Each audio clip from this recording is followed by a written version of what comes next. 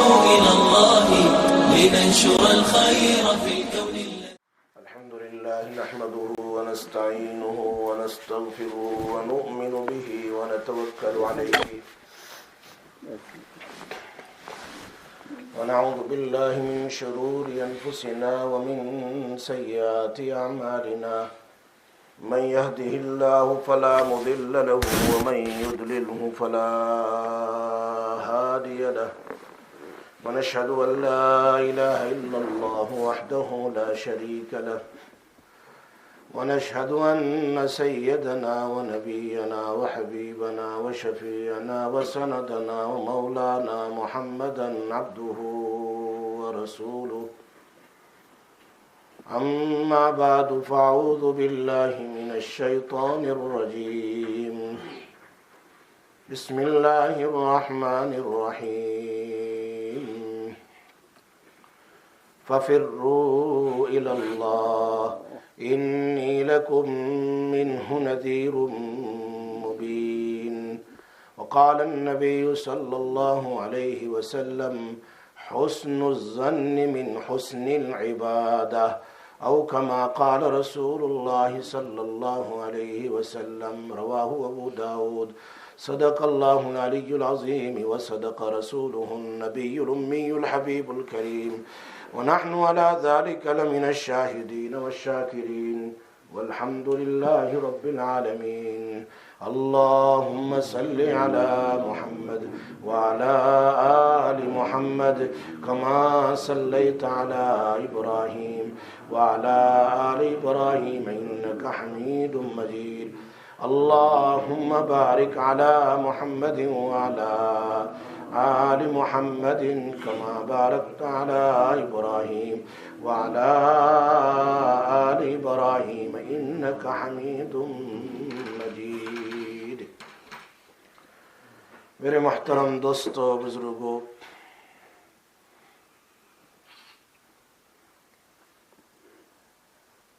آج تو 15ویں شعبان کا دن ہے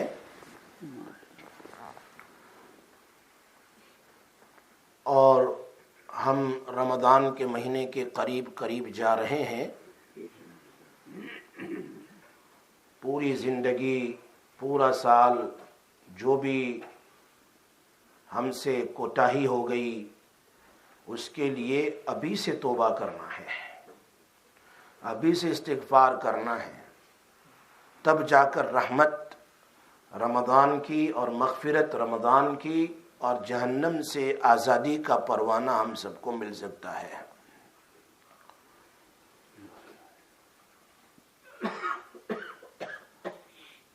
اور اللہ تبارک و تعالی سے گڈ تھنکنگ، حسن ظن رکھنا چاہیے. یہ بہت بڑی عبادت ہے.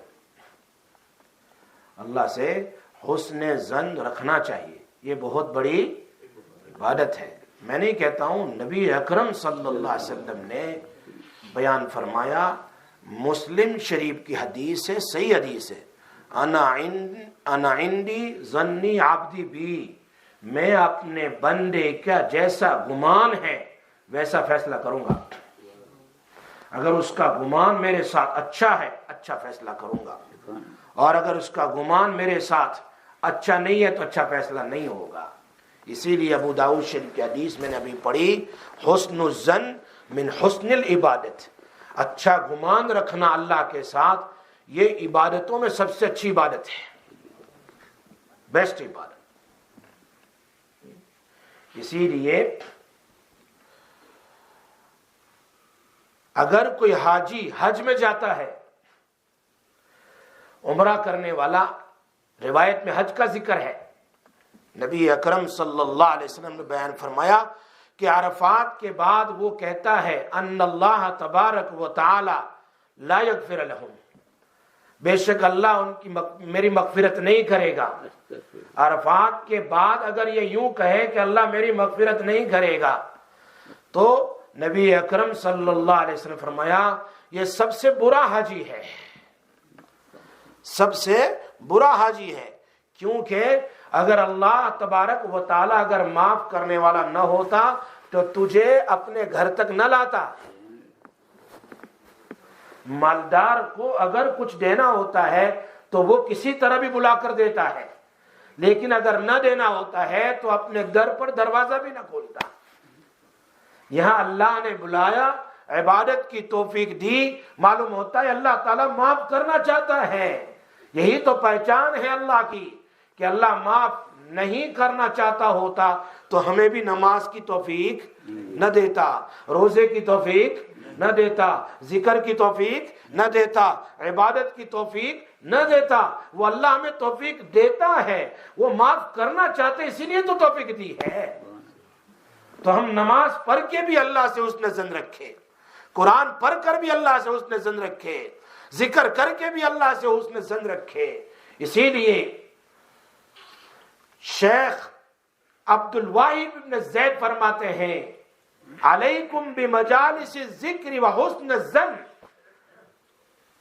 اگر تو ذکر کو لازم پکڑ لے، اللہ کی یاد کو، نماز ہے، روزہ ہے، سب ذکر ہے، اس کو لازم پکڑ لے اور ساتھ ساتھ میں حسن ظن رکھ، یہی تیری کامیابی کے لیے کافی ہے۔ عبادت کے ساتھ اللہ سے حسن ظن رکھ۔ پھر آگے ان سے پوچھا گیا حسن ظن کا میننگ کیا ہے؟ What is the meaning of حسن ظن؟ آپ کہتے ہوں گے یہ حسن ظن کیا ہے؟ فرمایا بندہ یہ سوچے، وہ یہ سوچے کہ میں اور فاجر دونوں ایک ساتھ ایک گھر میں نہیں رہ سکتے، یعنی جہنم میں۔ کیوں؟ میں کلمہ پڑھنے والا ہوں، میں توحید پر ایمان رکھتا ہوں، نبی اکرم صلی اللہ علیہ وسلم پر میرا ایمان ہے، قرآن اللہ کی کتاب ہے، ہم اس کو چومتے، ہم اس کو پڑھتے ہیں، ہم اس کو سینے سے لگاتے ہیں، ہم نماز کو پڑھتے ہیں، نماز کے بعد تسبیحات کو پڑھتے ہیں اور روزے رمضان کے رکھتے ہیں، ہم دعائیں کرتے ہیں، ہم ذکر اللہ کرتے ہیں، ہم اللہ کی طرف متوجہ ہوتے ہیں، ہم روزے رکھتے ہیں، ہم زکوٰۃ دیتے ہیں، ہم چیریٹی دیتے ہیں، ہم مسلمان کی مدد کرتے ہیں، ہم حج کرتے ہیں۔ یہ ساری عبادت ایک طرف اور ایک فاجر ہے، دونوں کیسے جہنم میں جمع ہو سکتے ہیں؟ یہ ہے حسن ظن۔ اے اللہ ہم جمع نہیں ہو سکتے۔ اور قرآن کی ایک آیت عجیب ہے، مفسرین کا ذہن کدھر جاتا ہے، کتنا اچھا سمجھایا کہ قیامت کے دن جب جنتی لوگ جنت میں جائیں گے، جہنمی لوگ جہنم میں جائیں گے، تو جنتی لوگ پوچھیں گے جہنمی سے، 29 میں پارے میں ہے، ما سلککم فی سقر، تم لوگ جہنم میں کیسے پہنچ گئے؟ How did you go to جہنم؟ What happened؟ تو وہ جواب دیں گے جہنم سے، قالوا لم نک من المصلین وَلَمْ نَكُ نُطْعِمُ الْمِسْكِينَ وَكُنَّا نَخُوضُ مَعَ الْخَائِضِينَ وَكُنَّا نُكَذِّبُ بِيَوْمِ الدِّينِ۔ وہ جہنم سے کہیں گے ہم نماز نہیں پڑھتے تھے، اور ہم نماز پڑھتے ہیں کہ نہیں پڑھتے بھائی؟ جہنمی وہ کیا کہیں گے؟ ہم نماز نہیں پڑھتے تھے، اللہ نے ہمیں توفیق دی ہے نماز پڑھنے کی۔ وَلَمْ نَكُ نُطْعِمُ الْمِسْكِينَ، ہم غریب اور بے گھر کو نہیں کھلاتے تھے، اور ہم لوگ زکوٰۃ نکال کر، صدقہ نکال کر غریبوں کی مدد کرتے ہیں۔ وَكُنَّا نَخُوضُ مَعَ الْخَائِضِينَ، اور ہم برائی کرنے والوں کے ساتھ رہتے تھے، اور ہم تو نہیں رہتے ہیں، اور ہم قیامت کے دن کو جانتے ہیں کہ وہ آنے والا ہے، اس کا ہمیں یقین ہے۔ یہ تو جہنمیوں میں، جہنم میں جانے والوں کی باتیں ہیں، اور ہمارے اندر تو یہ بات نہیں ہے۔ تو اللہ سے حسن ظن رکھ کے ہم تو کہاں جانے والے ہیں بھائی؟ جنت میں جانے والے ہیں۔ کہاں پر جانے والے ہیں؟ یہ حسن ظن ہے، اللہ سے حسن ظن ہے، اور جیسا حسن ظن رکھتا ہے اللہ ویسے فیصلے کرتا ہے۔ یہ ساری باتیں اب سمجھے۔ قرآن کریم میں اللہ کیا بیان فرماتے ہیں؟ هل جزاء الاحسان الا الاحسان۔ پہلے احسان کا مطلب کلمہ لا الہ الا اللہ ہے، اور دوسرے احسان کا مطلب جنت ہے۔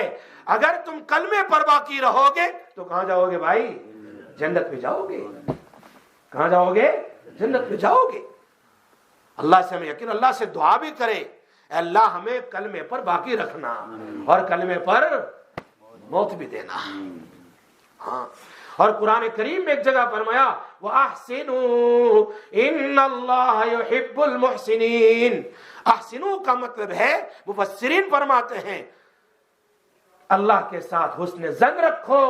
جو اللہ سے حسن ظن رکھتا ہے اللہ ان نیکوکاروں کے ساتھ ہوتا ہے. یہ جو اللہ سے حسن ظن رکھتا ہے اللہ ایسے نیک لوگوں کے ساتھ ہوتا ہے. اور اللہ جس کے ساتھ ہوتا ہے وہ جہنم میں کیسے جائے گا؟ وہ تو کہاں جائے گا؟ جنت میں جائے گا. وَأَحْسِنُوا إِنَّ اللَّهَ, اسی لیے اللہ پاک کے ناموں میں سے ایک نام مشائقین کرام فرماتے مؤمن, ایمان لانے والوں کو اللہ جہنم سے بچائے گا.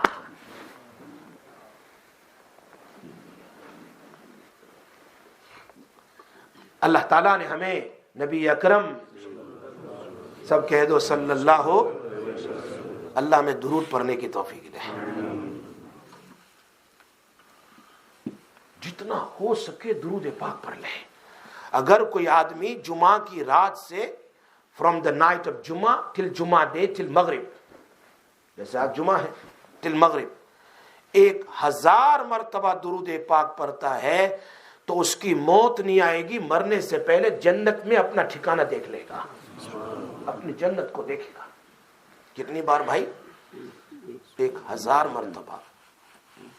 1000 مرتبہ جمعہ کو درود شریف پڑھے اور پڑھتا رہے مرنے سے پہلے. ابھی اس کو سکرات, وہ جنت کو دیکھ لے گا کہ میری جنت ہے یہ. اللہ اس کو دنیا میں جنت کو دکھا دے گا.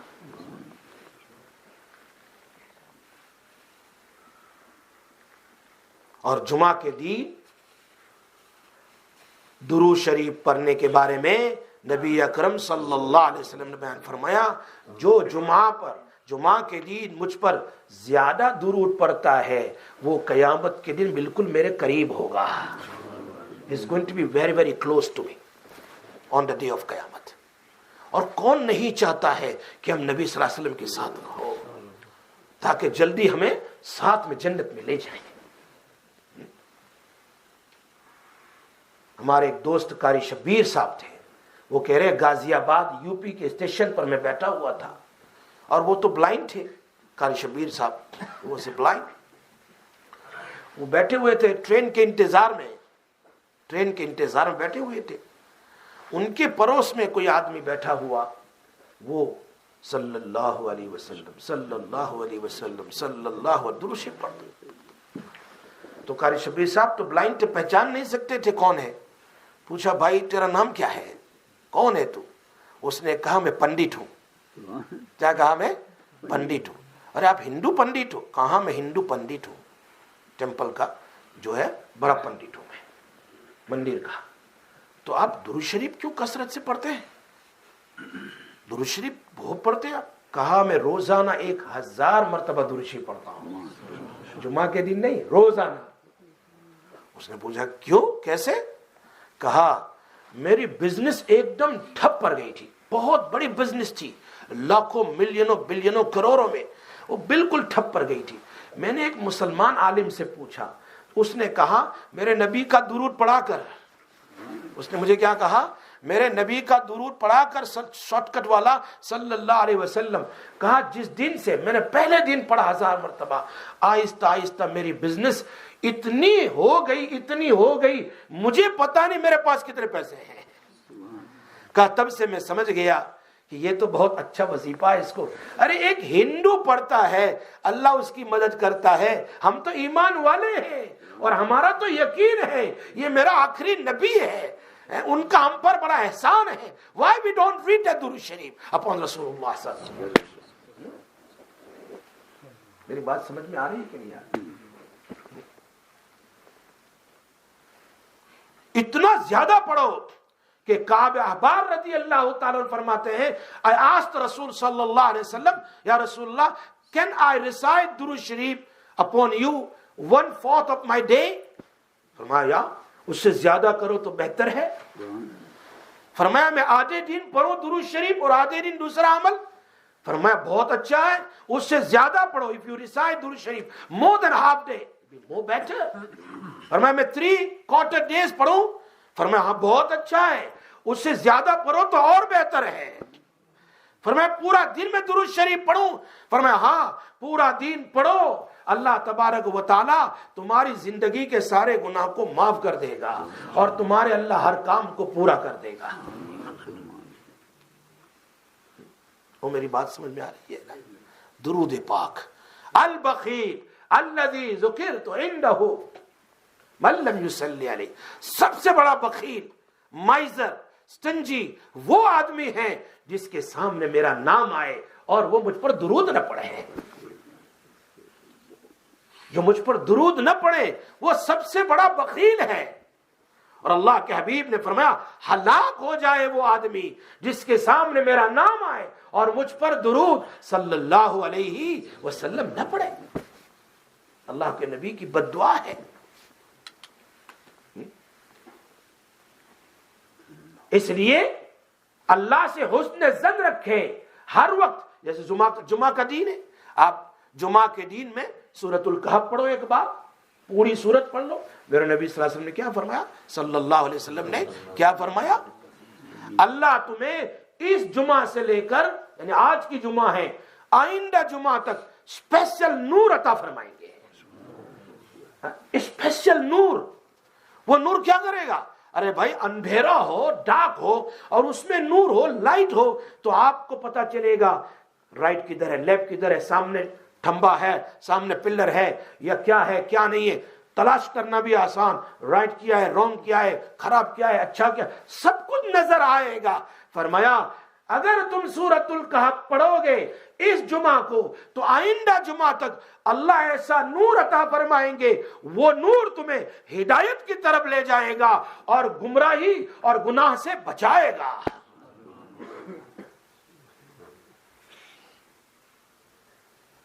صحیح راستہ دکھائے گا.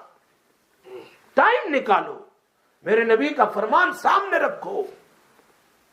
سورۃ الکہف بیٹھ کر پڑھے، 15 منٹ لگے اگر چلو، 20 منٹ لگے، لیکن پورا ہفتہ اور ایک روایت میں 10 دن تک اللہ تبارک و تعالی اس کو نور عطا فرماتے ہیں اور اس کے ایک پچھلے ہفتے کے گناہ کو معاف کر دیتے ہیں.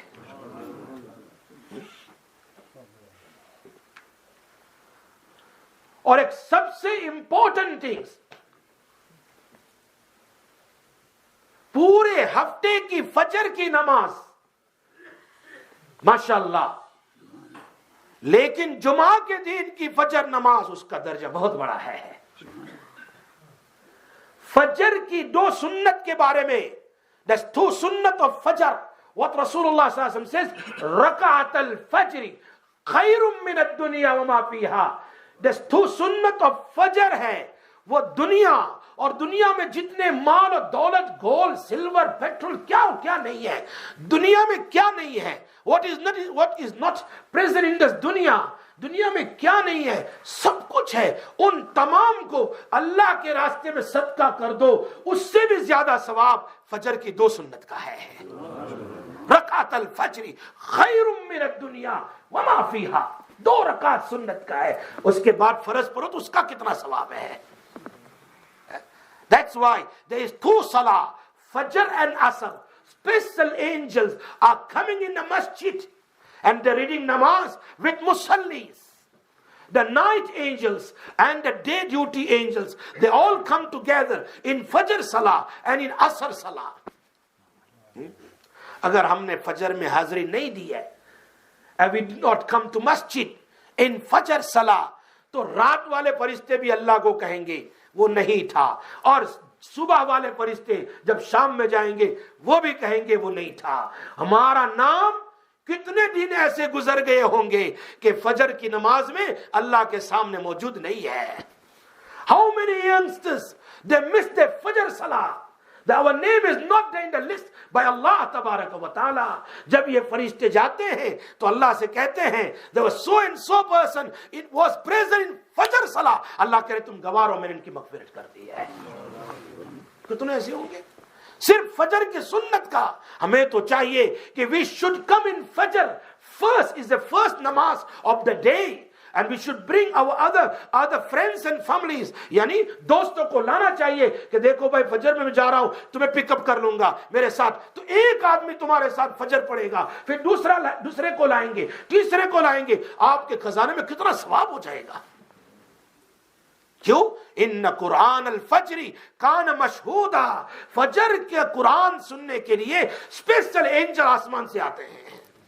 فجر کا یعنی امام کے پیچھے قرآن سننے کے لیے فرشتے اوپر سے نیچے آتے ہیں. اور ایک روایت میں ہے عجیب, اگر کوئی آدمی من کرا ثلاث سور بعد صلاۃ الجمعہ, اگر کوئی آدمی 3 سورتیں the 3 surah recite after Jum'ah Salah, after Jum'ah Salah 3 surah after Jum'ah Salah 7 مرات 7 times, قل هو اللہ احد 7 times, قل اعوذ برب الفلق 7 times, قل اعوذ برب الناس 7 times. کون کون سی سورت میں نے بتائی؟ قل هو اللہ احد 7 times, قل اعوذ برب الفلق 7 times, اور قل اعوذ برب الناس 7 times. جمعہ کے بعد اگر کوئی پڑھ لیتا ہے اعاذ اللہ من السوء, اللہ من جمعۃ الاخرى, اللہ اس کی ہر قسم کی پریشانی بیماری بلکہ گناہوں سے بھی اللہ اس جمعہ سے لے کر اگلی جمعہ تک گناہوں سے بھی اس کی حفاظت کرے گا. میری بات سمجھ میں آ رہی ہے نا؟ تو ہمیں اللہ سے حسن ظن رکھنا چاہیے. عبداللہ ابن عمرو بن العاص رضی اللہ تعالیٰ عنہ فرماتے ہیں, ایک مرتبہ نبی اکرم صلی اللہ علیہ وسلم ابراہیم علیہ السلام کی دعا قرآن میں جو ہے وہ پڑھ رہے تھے, رب انہن اضللن کثیرا من الناس فمن تبعنی فانہ منی ومن عصانی فانک غفور رحیم. یہ دعا پڑھ رہے تھے. اور عیسیٰ علیہ السلام کی دعا, ان تعذبهم فانهم عبادك وان تغفر لهم فانك انت العزيز الحكيم.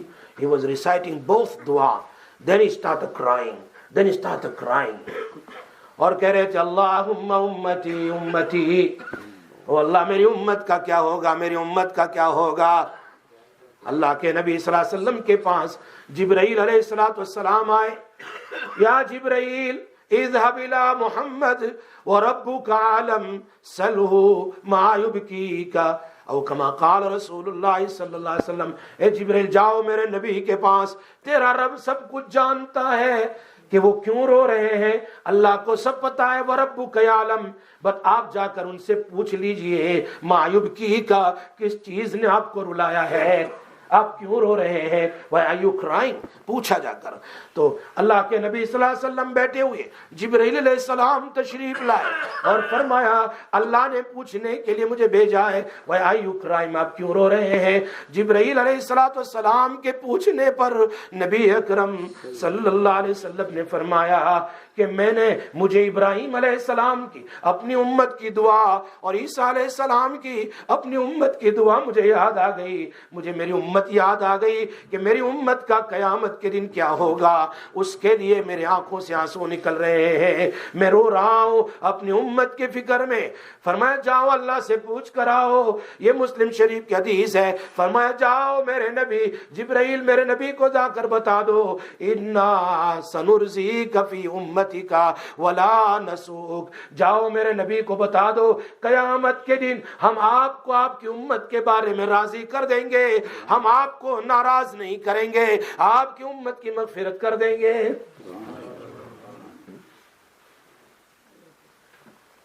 اللہ اکبر. ابن ماجہ شریف کی حدیث اور آگے ملاتے ہیں.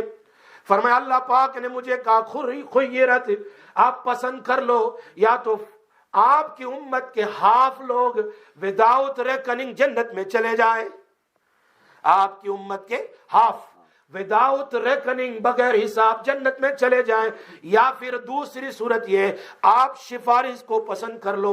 I want to make intercession for my ummah. You can choose one of these two.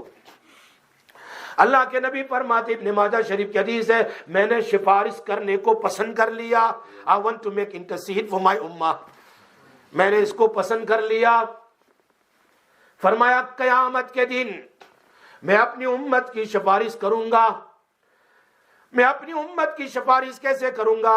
آگے روایت میں بیان فرمایا، ترمذی شریف کی حدیث ہے، قیامت کے دن سارے نبیوں کے لیے گولڈ کا ممبر لایا جائے گا، گولڈ ممبر، سارے نبی اس پر بیٹھیں گے، وہ ممبر کے ساتھ بیٹھ کر اڑتے ہوئے جنت میں چلے جائیں گے۔ ترمذی شریف کی حدیث ہے، اللہ کے نبی صلی اللہ علیہ وسلم اپنے ممبر پر تشریف نہیں فرمائیں گے۔ کیوں؟ اگر میں چلا گیا میری امت کا کیا ہوگا؟ مجھے تو ان کی سفارش کرنی ہے، مجھے تو ان کی سفارش کرنی ہے۔ وہ نہیں بیٹھیں گے، سارے انبیاء چلے جائیں گے۔ اور وہ فرماتے ہیں آگے روایت میں، یا ربی اجل حسابہم، اے میرے رب جلدی سے ان کا حساب لے لیجئے، ان کا حساب جلدی جلدی لے لیجئے۔